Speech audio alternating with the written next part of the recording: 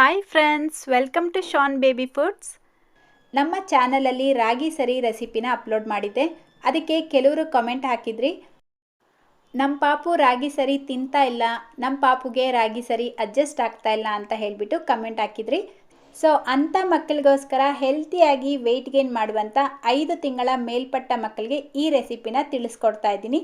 ಬನ್ನಿ ಯಾವ ರೀತಿ ಮಾಡೋದು ಅಂತ ನೋಡೋಣ.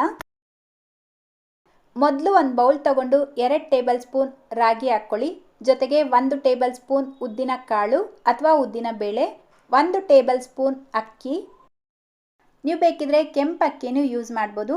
2 ಗೋಡಂಬಿ, 2 ಬಾದಾಮಿ, 5 ಒಣ ದ್ರಾಕ್ಷಿ, 1 ಖರ್ಜೂರ ಹಾಕ್ಕೊಳ್ತಾ ಇದ್ದೀನಿ.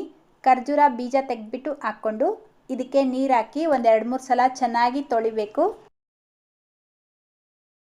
ನೋಡಿ, ಈ ರೀತಿ ವಾಶ್ ಮಾಡಿಬಿಟ್ಟು ಇದು ಮುಳುಗೋ ಅಷ್ಟು ನೀರು ಹಾಕಿ 1 ಗಂಟೆ ಇದನ್ನು ನೆನೆಸಿಡಬೇಕು. 2 ಗಂಟೆ ಟೈಮ್ ಇದ್ದರೆ ನೆನೆಸಿಡಿ. ಅಥವಾ ಅಷ್ಟು ಸಮಯ ಇಲ್ಲ, ತುಂಬ ಬೇಗ ಮಾಡ್ಕೊಳ್ಬೇಕು ಅನ್ನೋ ಹಾಗಿದ್ರೆ ಇದಕ್ಕೆ ಬಿಸಿನೀರು ಹಾಕ್ಬಿಟ್ಟು ಅರ್ಧ ಗಂಟೆ ನೆನೆಸಿಟ್ಕೊಳ್ಬೇಕು. ನೋಡಿ, ನಾನಿಲ್ಲಿ ಕರೆಕ್ಟಾಗಿ 2 ಗಂಟೆ ನೆನೆಸಿದ್ದೆ. ನಾವು ಹಾಕಿರುವಂಥ ಉದ್ದಿನ ಕಾಳು, ರಾಗಿ ಎಲ್ಲ ಚೆನ್ನಾಗಿ ನೆಂದಿರುತ್ತೆ. ಈಗ ಇದರಲ್ಲಿರುವಂಥ ಬಾದಾಮಿನ ತೆಗೆದುಬಿಟ್ಟು ಇದರ ಮೇಲೆ ಇರುವಂಥ ಸಿಪ್ಪೆನ ಬಿಡಿಸ್ಬಿಟ್ಟು ಹಾಕ್ಕೊಳ್ಳಿ.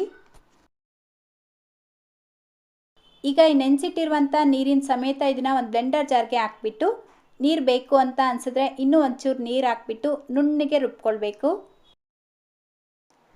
ನೋಡಿ, ಈ ರೀತಿ ನುಣ್ಣಗೆ ರುಬ್ಕೊಂಡಿದ್ದ ನಂತರ ಇದನ್ನು ಯಾವ ಪಾತ್ರೆಯಲ್ಲಿ ಗಂಜಿ ಮಾಡ್ಕೊಳ್ತೀರೋ ಆ ಪಾತ್ರೆ ತಗೊಂಡು ಅದರಲ್ಲೇ ಫಿಲ್ಟರ್ ಮಾಡ್ಕೊಳ್ಳಿ.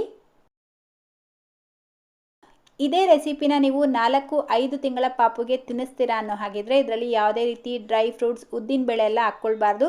ಬರೀ ರಾಗಿನ ನೆನೆಸ್ಬಿಟ್ಟು ಸೇಮ್ ಇದೇ ಪ್ರಾಸೆಸ್ಸಲ್ಲೇ ರಾಗಿ ಹಾಲು ತೆಗೆದು ಗಂಜಿ ಮಾಡಿ ಪಾಪುಗೆ ತಿನ್ನಿಸ್ಬೇಕಾಗತ್ತೆ. ಸೊ ನೋಡಿ, ಈ ರೀತಿ ಚೆನ್ನಾಗಿ ಫಿಲ್ಟರ್ ಮಾಡಿಕೊಂಡು ಇದಕ್ಕೆ ಮತ್ತೆ 1 ಲೋಟ ನೀರು ಹಾಕ್ಕೊಂಡು ಮಿಕ್ಸ್ ಮಾಡ್ಕೊಳ್ತಾ ಇದ್ದೀನಿ. ನೀರಿಗೆ ಬದಲಾಗಿ ನೀವು ಬೇಕಿದ್ರೆ ಹಾಲು ಯೂಸ್ ಮಾಡ್ಬೋದು. ಈಗ ಈ ಪಾತ್ರೆನ ಗ್ಯಾಸ್ ಸ್ಟವ್ ಮೇಲೆ ಇಟ್ಕೊಂಡು ಮೀಡಿಯಮ್ ಫ್ಲೇಮಲ್ಲೇ ಮಿಕ್ಸ್ ಮಾಡ್ಕೊಳ್ತಾ ಬೇಯಿಸ್ಕೊಳ್ಬೇಕು. ಮಿಕ್ಸ್ ಮಾಡಿಲ್ಲ ಅಂದರೆ ಗಂಟು ಆಗಿಬಿಡುತ್ತೆ. ಸೊ ಮಿಕ್ಸ್ ಮಾಡ್ಕೊಳ್ತಾ ಇರಬೇಕು. ಇದೇ ರೀತಿ ಮಿಕ್ಸ್ ಮಾಡ್ಕೊಳ್ತಾ ಕರೆಕ್ಟಾಗಿ 10 ಮಿನಿಟ್ಸ್ ಬೇಯಿಸ್ಕೊಳ್ಬೇಕು. ಅದಕ್ಕಿಂತ ಜಾಸ್ತಿ ಬೇಕಿದ್ರೂ ಬೇಯಿಸ್ಬೋದು, ಆದರೆ ಅದಕ್ಕಿಂತ ಕಡಿಮೆ ಸಮಯ ಬೇಯಿಸ್ಕೊಳ್ಬಾರ್ದು. ಇದು ತುಂಬ ಬೇಗ ಗಟ್ಟಿ ಆಯಿತು ಅಂತ ಅನಿಸಿದ್ರೆ ಇನ್ನೂ ಒಂಚೂರು ನೀರು ಹಾಕ್ಬಿಟ್ಟು ಚೆನ್ನಾಗಿ ಬೇಯಿಸ್ಕೊಳ್ಳಿ.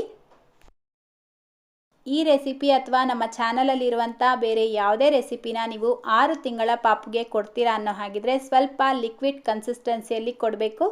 ಫಸ್ಟ್ ಟೈಮ್ ಕೊಡ್ತಾ ಇದ್ದೀರಾ ಅಂದರೆ ಕಡಿಮೆ ಪ್ರಮಾಣದಲ್ಲಿ ಕೊಡಬೇಕು. ಕಡಿಮೆ ಅಂದರೆ 1 ಅಥವಾ 2 ಸ್ಪೂನಿಂದ ಶುರು ಮಾಡಬೇಕು. ಅದೇ ನೀವು 9 ತಿಂಗಳ ಮೇಲ್ಪಟ್ಟ ಪಾಪುಗೆ ಕೊಡ್ತಾ ಇದ್ದೀರಾ ಅಂದರೆ ಈ ಕನ್ಸಿಸ್ಟೆನ್ಸಿ ಕರೆಕ್ಟಾಗಿರುತ್ತೆ.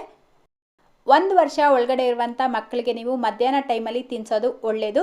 1 ವರ್ಷ ಮೇಲ್ಪಟ್ಟ ಮಕ್ಕಳಿಗೆ ನೀವು ಬೇಕಿದ್ರೆ ನೈಟ್ ಟೈಮಲ್ಲೂ ತಿನ್ನಿಸ್ಬೋದು. ಸೊ ಇವತ್ತಿನ ರೆಸಿಪಿ ಇಷ್ಟೇ. ಇಷ್ಟ ಆಗಿದ್ರೆ ಪ್ಲೀಸ್ ಲೈಕ್, ಶೇರ್ ಮಾಡೋದನ್ನು ಮರಿಬೇಡಿ. ಇದೇ ರೀತಿ ಮತ್ತೊಂದು ವಿಡಿಯೋದೊಂದಿಗೆ ಮತ್ತೆ ಸಿಗೋಣ. Thank you.